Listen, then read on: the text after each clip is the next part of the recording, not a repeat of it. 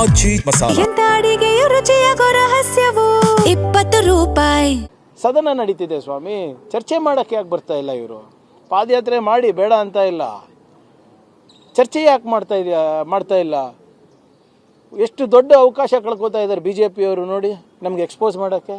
ಸದನ ನಡೀತಾ ಇದೆ, ದಾಖಲೆಗಳು ತರ್ಬೋದು, ಇಡ್ಬೋದು, ಸ್ಪೀಕರ್ ಮುಂದೆ ಸ್ಪೀಕರಿಗೆ ಕೊಡ್ಬೋದು, ಜನರಿಗೆ ತಿಳಿಸ್ಬೋದು, ತನಿಖಾ ಮಾಡ್ತಾ ಇರುವಂಥ ಅಧಿಕಾರಿಗಳಿಗೆ ತಿಳಿಸ್ಬೋದು, ನಮ್ಗೆ ಬುದ್ಧಿವಾದ ಹೇಳ್ಬೋದು. ಯಾಕೆ ಮಾಡ್ತಾ ಇಲ್ಲ ಅವರು?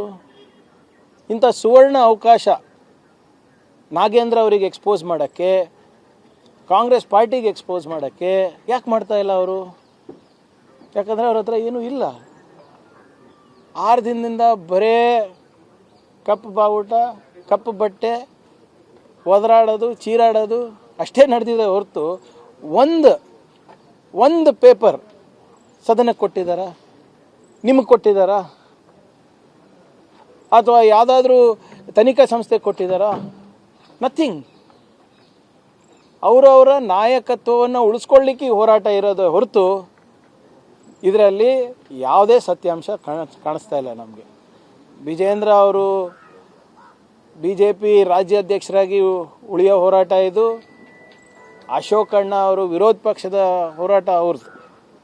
ಇವೆರಡರು ಬಿಟ್ಟರೆ ಬೇರೆ ಮೂರನೇದು ಯಾವುದೂ ಇಲ್ಲವೇ ಇಲ್ಲ ಇದರಲ್ಲಿ.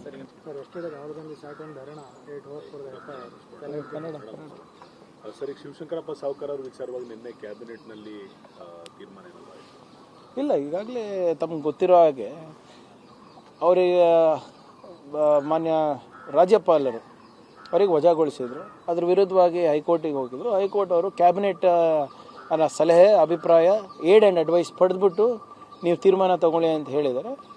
ಸೊ ಅದನ್ನು ನಿನ್ನೆ ಕ್ಯಾಬಿನೆಟ್ನಲ್ಲಿ ಚರ್ಚೆ ಮಾಡಿ ಈ ಎಂಟೈರ್ ಎಪಿಸೋಡ್ ಏನಿದೆ ನಿಮ್ಮ ರಿಕ್ರೂಟ್ಮೆಂಟ್ದು KPSCನಲ್ಲಿ ಆಗ್ತಾ ಇರುವಂಥ ಬ್ರಹ್ಮಾಂಡ ಭ್ರಷ್ಟಾಚಾರದ ಬಗ್ಗೆ ಸಾಕಷ್ಟು ಏನೋ ಪಬ್ಲಿಕ್ನಲ್ಲಿ ವ್ಯಾಪಕವಾಗಿ ಚರ್ಚೆ ಆಗ್ತಾಯಿದೆ.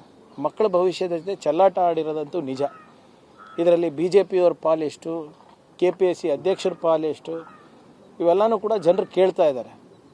ಸೊ ಆ ಭಾವನೆಯನ್ನು ನಾವು ತಿಳ್ಕೊಂಡು ನಾವು ಕೂಡ ಗವರ್ನರ್ ಅವ್ರ ಹಿಂದೆ ಏನು ವಜಾ ಮಾಡೋಕ್ಕೆ ಶಿಫಾರಸು ಮಾಡಿದ್ದು ಅದನ್ನೇ ಕೂಡ ನಾವು ಕೂಡ ಅನುಮೋದನೆ ನೀಡಿದ್ದೇವೆ, ಅಡ್ವೈಸ್ ನೀಡಿದ್ದೇವೆ, ಮತ್ತು ಎನ್ಕ್ವೈರಿ ಕೂಡ ಆಗಬೇಕು ಅಂತ ನಿನ್ನೆ ಚರ್ಚೆ ಮಾಡ್ಕೊಂಡು